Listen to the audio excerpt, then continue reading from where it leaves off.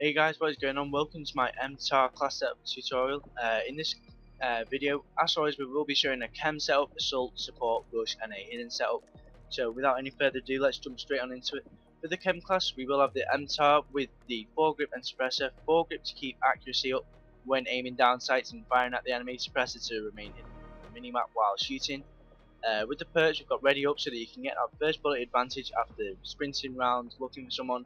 Getting your gun up faster is a high advantage, especially with a submachine gun with a high fire rate but low damage. So that can really help you out in gunfights. Sleight of hand so that you can reload faster, because as it being a submachine gun, the fire rate, as I've already mentioned, is going to be a lot faster. So you're going to be ripping through them bullets a lot quicker. You're going to need to reload a lot more often than using a light machine gun, obviously. So sleight of hand does help quite a lot. Dead silence so that when you're running around the map, you won't be able to be heard by the enemy. And dead silent, amplify, because when you're running around the map, you will be able to hear the enemy if they're in a spawn building or whatever. So that can really help you out. With the focus perk, you will be able to maintain accuracy while being shot at, whether that be short, medium, or long range. That will really help you out. I find that helps me out a lot. With the fully loaded perk, that will be able to keep you stocked up on ammo until you reach your 9 kill streak in the specialist, where you get awarded the scavenger, which will allow you to run around over dead bodies and scavenge any bullets that you find. So that from there on, you will be stocked up with ammo if you keep moving around a fair amount of time. Moving on to the strike package, we've got Deadeye, so that when you, as it is a submachine gun, the damage is going to be a lot lower. So this will really help you out. Scavenger I've already mentioned. Just a bit more on Deadeye. With every kill, the damage increases. I don't know what percentage by, but it does help me a lot. Like, the closer you get to your chem site, the easier the enemies are going to be dropping in less bullets or whatever. So yeah, that's why I use that. However, on a 12 kill streak, you get awarded the hardline for when you actually don't finish off the enemy. So every 2 assists do count as a kill towards your chem strike. You could end up getting a 23 kill chem. So that can really help. Especially if you're going for one of your first chems. And at the bonus, which is at a 14 kill streak, you will be awarded Stalker perk, the quick draw, and ICU. ICU so that you can regenerate health a lot quicker. The quick draw linked up with the ready up will also allow you to get that first accurate first bullet onto the enemy before they can fire any shots, and hopefully you'll be able to drop them dead in a matter of no time. And Stalker so that when you are being shot at, that linked up with the focus, you'll be able to zigzag past all their bullets. Make sure that you're impossible to be hit with their bullets, and you'll be able to keep accuracy. And focus, when you're being hit with the bullets, it will keep you accurate also. So that's a really good perk combination. Moving on to the assault, we've got foregrip extended mags on the MTAR. Nice little combination here. We've got the concussion with recon perk. When you stun someone or hit anyone with an explosive or tactical grenade, it lights them up like it's an oracle. When you're using recon, it is a very underrated perk. So like, that's why I've given it a change here. When I use it, I find it works a treat. It is amazing, especially when you're going for assault streaks, because you've only got one obviously, but if you're on strike zone, for example, playing domination, they're spawning on A flag, throw a stun over, you'll be able to light up 3 or 4 enemies at a time. It will be really helpful. They'll be frozen up because they're being concussioned, and you'll just be able to go in there and pick them all off. And also, if one of them does get away but you do stun them a tiny bit, that ready up will also allow you to get that first bullet advantage onto them. Agility, because submachine gun, you're more likely to be running around a lot more, so that will help you zoom around corners before the enemies get a chance to fire a bullet at you. That'll also link up well with the ready up perk, so that you can run around, get your gun up before the enemy, get that initial first bullet onto the enemy, which will really help you out, you'll find. And also the focus, so that when you are being shot at, if you don't get that first bullet advantage, focus will allow you to get more bullets onto the enemy, with them missing all their bullets while you're shooting them. And fully loaded once again to keep you going on your streak. With full ammo capacity, rather than having to pick up a irregular gun, one that you're not really used to, sorry. So that's why I've got that there. Strike package, it's completely up to you, whatever you feel comfortable with, whatever game type, whatever like gameplay situations or whatever you feel like comfortable about. It all depends on your like style of gameplay. That's what I was looking for. So completely up to you with the strike package. As it is with the support, it completely what you feel confident with, what you're used to, what you find works best. So with the support class, we've got the foregrip extended mags. Because it's a support, you're more likely to be running around a lot more because you're not really afraid of dying because your streak carries on even throughout death. So marathon's there so that you don't need to keep on clicking down your left analog stick. Ready up once again so you can get that first bullet after sprinting round. Steady aim because you're more likely to be hip firing.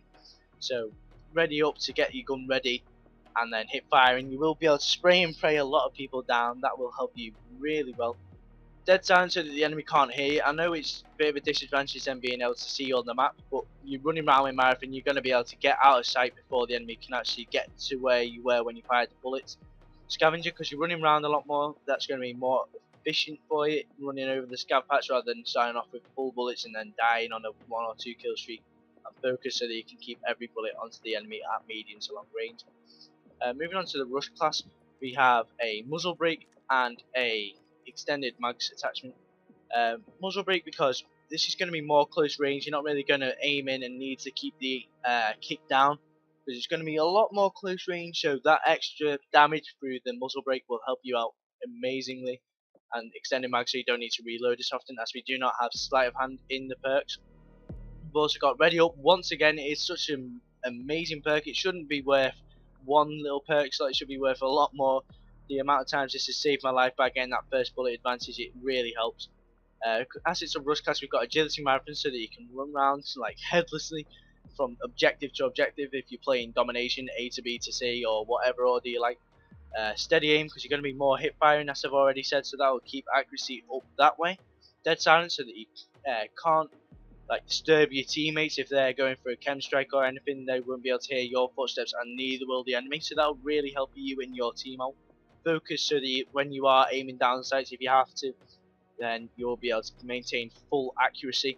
And also I would recommend using support because you are going to be dying a lot more than you would if you were camping for assault streaks or whatever, so support would be more efficient for you and carries on through death, so that's always a bonus. So moving on to the final class, we've got the hidden class setup. Just thought I'd showcase the little weed camo. It's called oregano, whatever it's called, don't know how to pronounce it, but it is the little weed plant emblem. So that there in your reticle, that would be pretty cool if you've got it. If not, then I would recommend using the blue dot.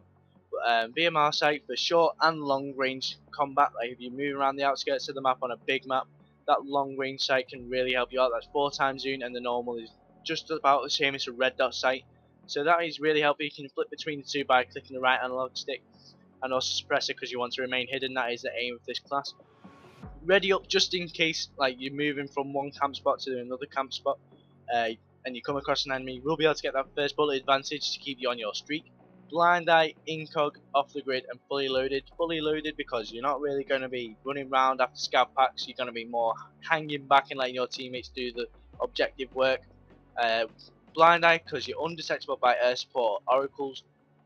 Oracles when you're trying to go for assault streaks can be really annoying, especially the enemy ones, because they'll be able to see exactly where you're camping and you're not really going to be moving around a lot, so when they see it you're probably going to be there when they get there. So blind eye will cut them off doing that. Incog, you've got no name or red crosshairs or any enemy callouts. For example, if you're on prison break, the enemy team will be shouting like the artificial intelligence like built into the game will be shouting out he's in the guard tower or whatever it is wherever you are.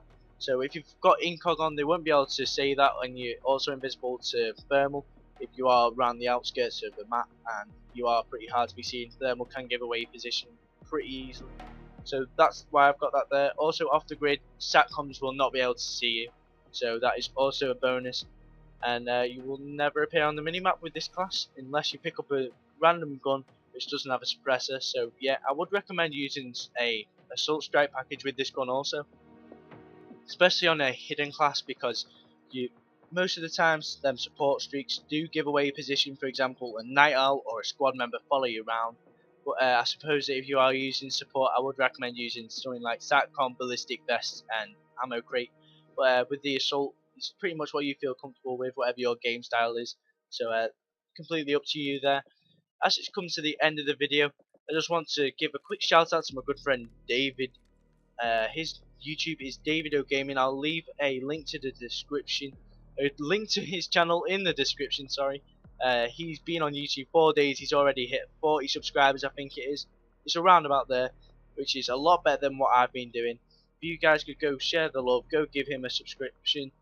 He has had about 103 chem strikes or something like that now.